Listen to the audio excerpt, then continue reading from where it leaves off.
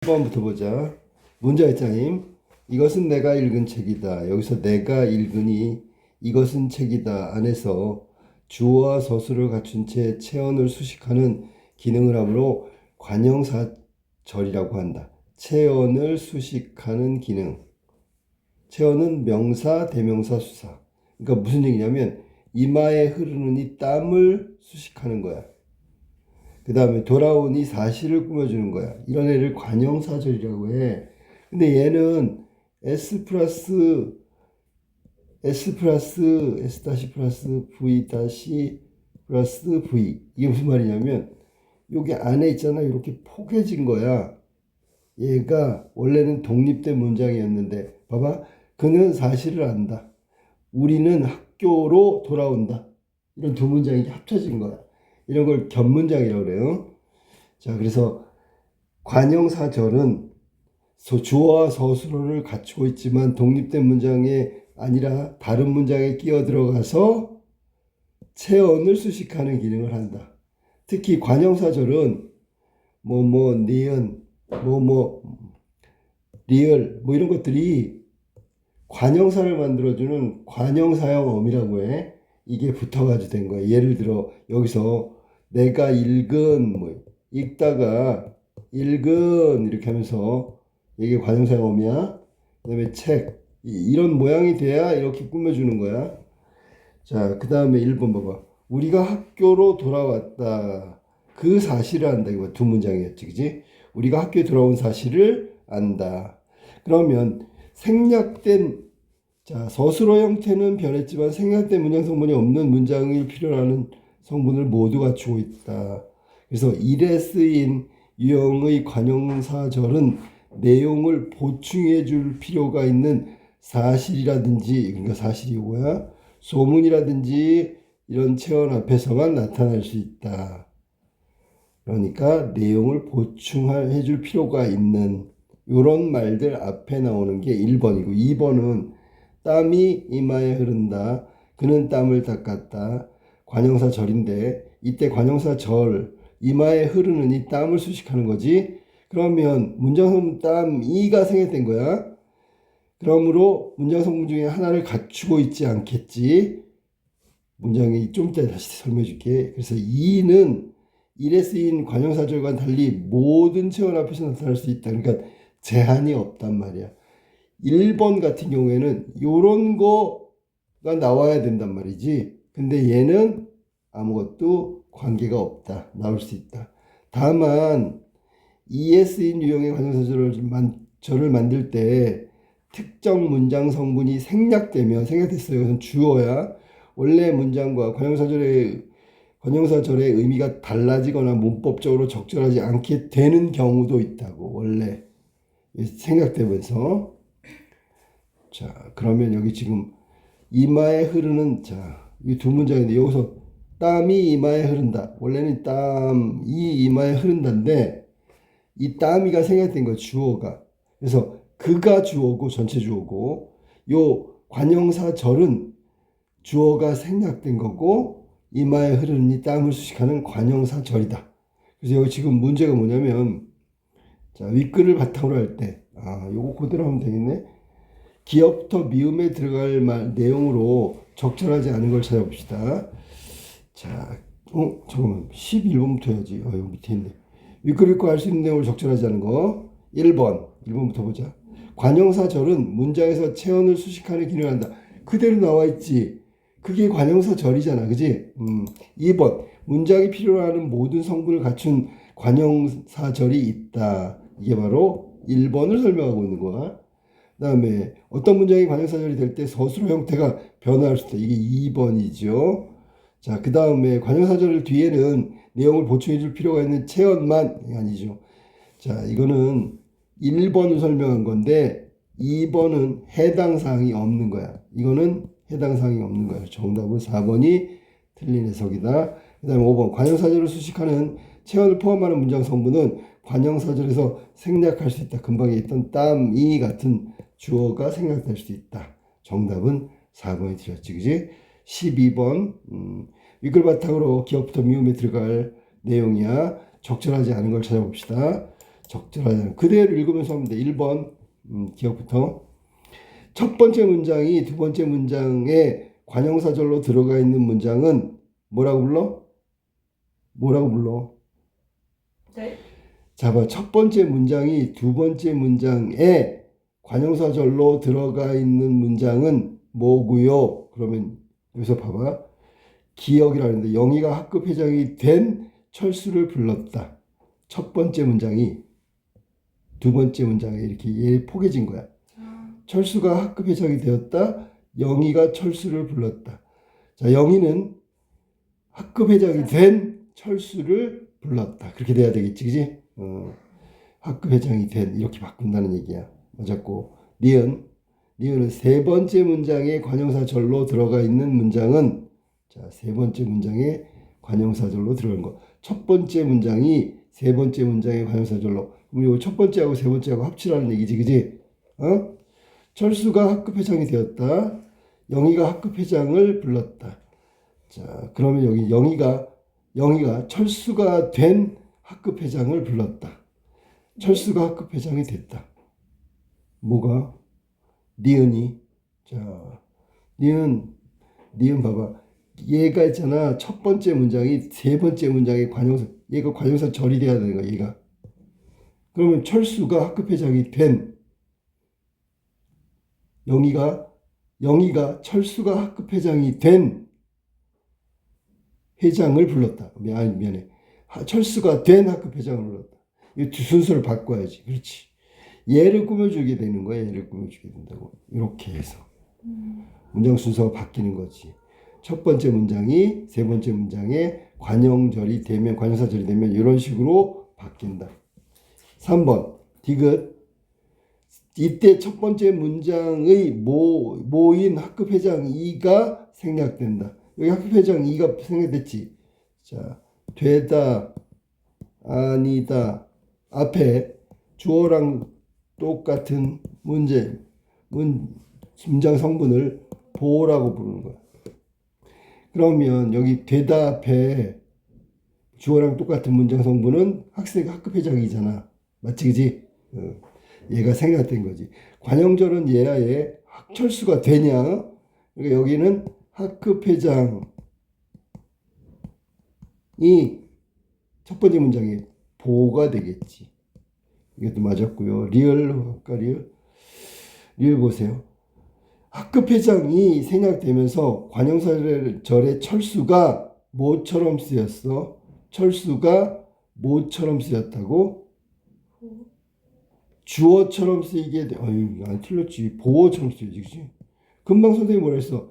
되다, 아니다, 앞에 주어랑 모양 똑같은 건 보어라 그랬잖아. 그러면 철수가 된 이렇게 됐을 때 학급회장, 원래 이게 보어였는데 얘가 생각되고 마치 얘가 보어가 된 것 같은. 그러니까 여기는 주어가 아니라 보어라고 해야 되겠지. 5번 미음. 자, 관형사절을 만들 때 주어가 생략되면, 그러면 주어가 생략되면 원래 문장과 관형사절의 의미가 달라지지 않지만, 그치, 주어 생략할 때는 괜찮은데, 보어가 생략되면 원래 문장의 관형사절이 의미가 달라질 수 있다. 이게 문장 2번이 봐봐. 영희가 철수가 된, 무슨 말이야? 영희가 철수가 된 학급, 이런 식으로 문장의 의미가 모호해지거나 또 어떤 경우에는 의미가 달라지는 경우도 있어. 알았니? 그러고 여기 한번 정리를 다시 한번 해보면 이 5번 같은 경우에 5번 같은 경우에 보호가 생략되면 원래 문장 그렇지. 보호라고 써야 돼. 그럼 정답은 4번인데 4번에 대해서 잠깐 얘기하면 4번 철수가 학급회장이 되었다 해서 보호가 생략됐어. 그러면 철수가 되었다가 되는 거고 철수가 된이라는 관형사절이 되잖아. 그지? 그럼 보호가 생략되면 주어였던 애가 되다 아니다 서술로 앞으로 이동하면서 보호처럼 해석되는 거지. 알았지? 자, 정답은 4번이 그래서 틀렸다. 보호라고 해야지. 13번. 자, 합성법, 단함성법. 보기에 기억에 나가는 예로 알맞지 않은 것은 11, 13번 잘 들어봐. 파생어라는 건 어근의 접사가 붙어 이루어진 단어야. 파생어 중에는 어근의 특정한 뜻을 더하는 접사가 있고요. 그 다음에 더하는 게 뭐야? 자, 이게 어근이고 put 이렇게 하면 사과, 얘가 어근이고 어근에 와서 얘가 붙었어. 얘를 그래서 접사라고 하고요. 이렇게 어근에 접사가 합쳐진 형태를 파생어라고 하고요. 이 뜻은 사과는 사과인데 덜 익은이란 뜻이 알아니? 그러니까 어근의 뜻을 보충해 주는 거지. 그치? 특정한 뜻으로. 사과 앞에 아직 덜 익은이란 뜻의 풋이 붙었어. 또한 파생어 중에는 이제 찾아야 돼. 어근의 품사를 바꾸는 접사가 붙어 이루어진 단어도 있다. 그러면 접사가 붙어가지고 품사가 달라져야 돼. 일찍 더하기 2고요. 이거는 일찍은 부사야. 알았어? 그러면 일찍이 얘는 부사야. 정답은 1번이네. 그지? 접사가 붙었는데 품사가 그대로 부사에서 부사로 가니까 거기 나온 기억하고 관련이 없죠. 그럼 이제 한번 볼까? 마음껏 얘는 명사였다가 마음껏 이렇게 하면 부사가 되는 거야. 명사에서 부사로 간 거야. 됐지요? 가리개, 이거 가리다의 성말이고 플러스 개가 붙은 거지요. 그럼 어간에 개가 붙은 거야. 가리다는 동사고요. 이게 개가 붙어서 명사가 된 거야. 그다음 높이다. 요거 조심해. 높다. 여기서 온 말이고 이게 높이다가 된 거야. 그러면 높다는 형용사고요.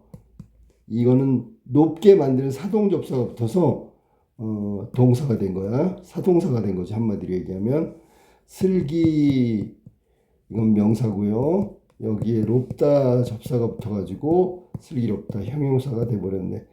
자, 그래서 접사 품사 바꿔주는 접사들을 좀 공부했는데 1번 같은 경우에는 부사에서 그대로 부사이기 때문에 얘는 접사가 붙었지만 품사 변화는 없는 접사다라고 생각하면 된다.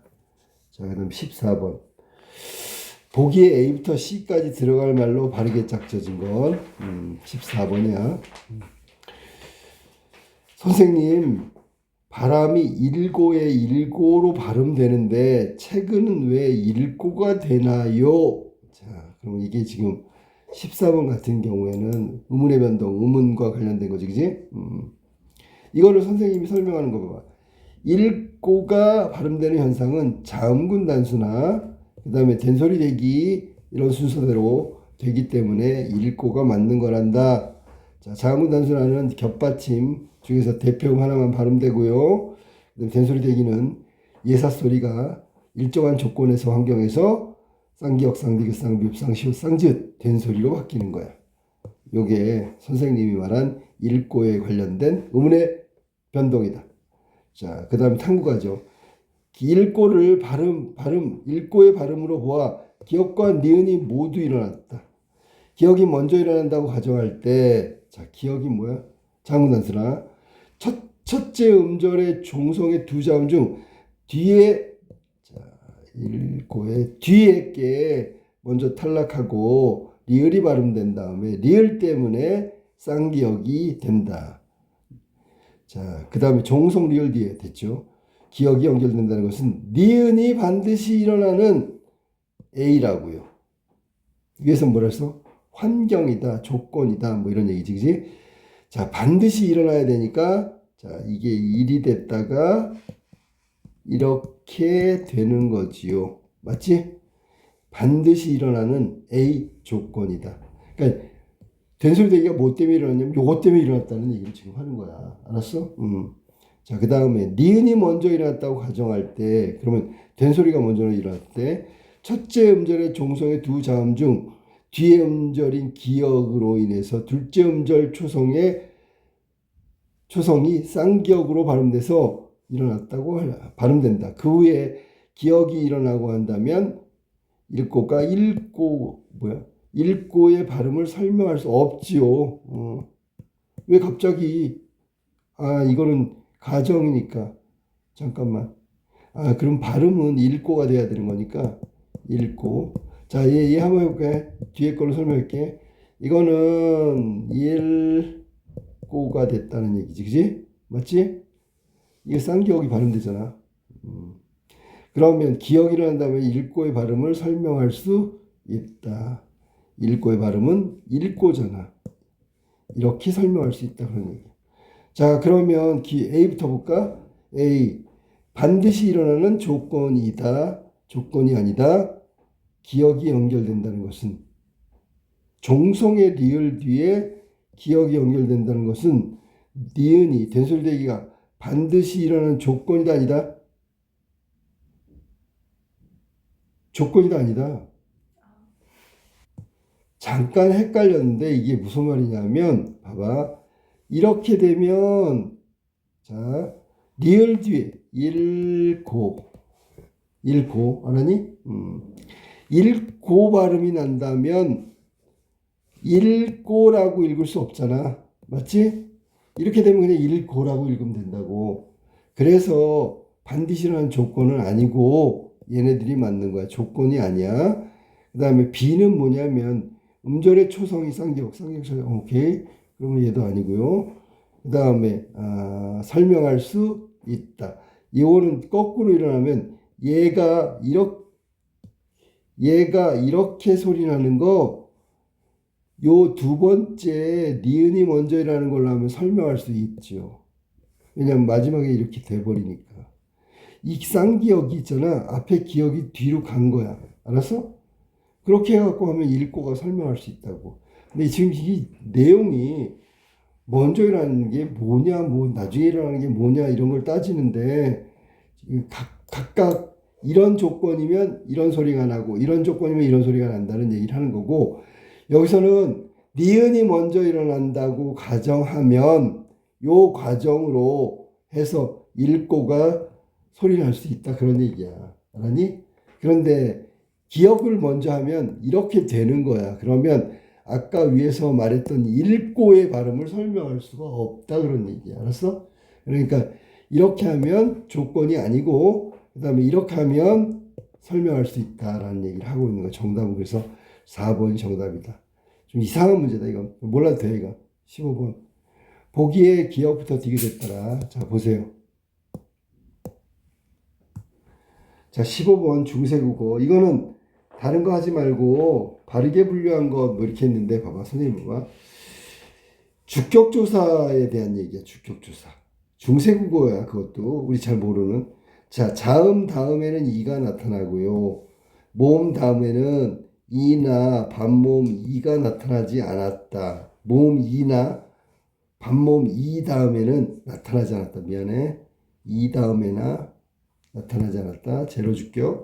그 다음에 세 번째는 모음 이도 반모음 이도 아닌 모음 다음에는 이가 나타났다. 자, 그래서 이 모음이 나오면 제로 주격. 됐어? 앞에 받침이 있으면 동그라미가 있는 거고 여기는 받침 없고 모음인데 이 모음을 제외해야 돼. 이렇게 하면 막대기가 되는 거야. 그래서 중세국어에는 주격조사가 이렇게 세 가지가 있어. 자, 그러면 15번 바르게 분류한 것을 찾아봅시다. 그러면 제일 먼저 이런 문제가 나오면 제일 먼저 해야 될 일은 위에 거랑 아래 거야. 뭐냐면 마삼이 마음이 됐지. 그다음에 어미 됐지. 위아래를 맞추는 거야. 겨슬이 겨울이 됐지. 그다음에 줄기 두어 줄기 됐죠. 그다음에 세 번째 2번 보니까 효도 됐죠. 자, 그러면 여기서 기역, 니은, 디귿이라고 했는데 잘 들어봐. 얘는 지금 원래대로 해볼게. 마삼. 그 다음 받침 있으니까 동그라미에 있는 이가 나오는 거야. 알았어? 그러면 A는 기억이 돼야 되겠지. 그지? 잘 모르면. 그 다음에 어미는 이가 나왔으니까 제로 주격이고 니은이 돼야 되겠지. 왜냐면 어미 할 때 이게 2로 끝났잖아. 그러면 2로 끝나면 제로 주격이 나오는 거야. 알았어? 그러면 얘는 지금 제로 주격이니까 얘는 B는 니은이 돼야 되는 거야. 알았어? 정답은 3번하고 5번 중에서가 나와야 되겠네. 근데 3번은 아니고요. 자, 일단 잠깐만 봐. A가 기억이다. 정답은 3번이 되겠지. A가 기억이 돼야 되는데 A가 없네. 자, 그래서 첫 번째 마사미는 원래 여기에 주격조사가 붙는 거야. 미음 받침이 있지? 앞말에 받침이 있으니까 동그라미가 있느니. B는 어미 2로 끝났으니까 제로 주격 니은이고요. 겨울이잖아. 겨울이잖아. 그지? 겨슬. 그러면 리을이 있으니까 얘도 동그라미가 있는 2가 돼야 되겠지. 그지? 이해됐어? 그 다음에 줄기가 하니까 주격조사 붙으니 2가 붙어서 얘도 니은이고요. 그 다음에 효도, 이 몸이 아닌 효도할 때 도가 이렇게 오몸이잖아. 오몸이면 이를 제외한 몸이니까 막대기가 나와야 되겠지. 이해됐어? 예. 그러면 얘는 디귿이 돼야 되겠지. 그래서 A하고 이렇게 B하고 얘하고 하나. 그 다음에 막 동그라미가 있는 이니까 A하고 몇이야? C하고 하나. 됐지? 얘 기억, 얘도 기억. 두 개, 그 다음에 얘는 디귿. 디귿은 2가 돼야 되겠지. 정답이 3번이 정답이다. 알겠지?